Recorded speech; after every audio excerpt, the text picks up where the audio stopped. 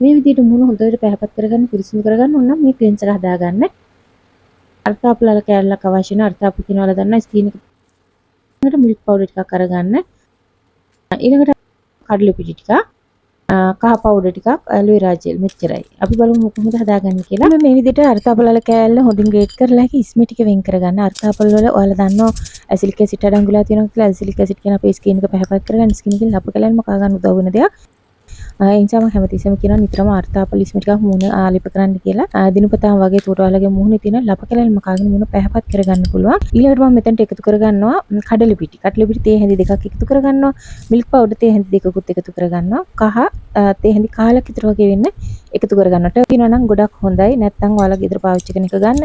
ඇලෝවෙරා වලින් මේක හොඳට මේ විදිහට මික්ස් කරගන්න.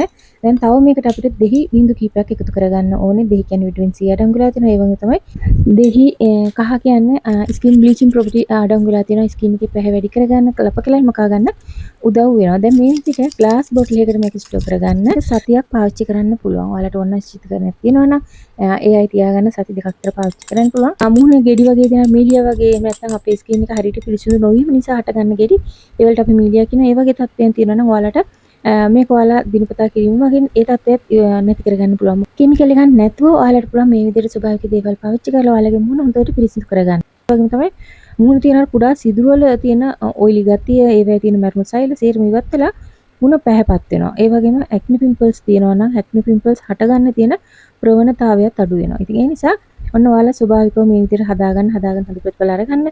ඇක්නි කැලල් වගේ තියෙනවා නම් ඒවත් සුව කරගන්න, කැලල් මකා ගන්න උදව් වෙනවා. ඒ වගේම හොඳ දීප්තියක් ලැබෙනවා. හොඳ ෂයින් එකක් මුහුණේ ලැබෙනවා. මේ ක්ලෙන්සර් එක ඔයාලා පාවිච්චි කරපුව පළවෙනි වතාවෙම ඔයාලට බලා ගන්න පුළුවන්. ඔයාලට මේක මේ වගේ ඔයාලගේ අත්වල ස්කින් එක අඳුර වෙලා තියෙනවා නම් ඔයාලගේ බෙල්ල මේ ඕනම තැනක ඔයාලට මේක ආලේප කරලා පිරිසිදු කරගන්න පුළුවන්.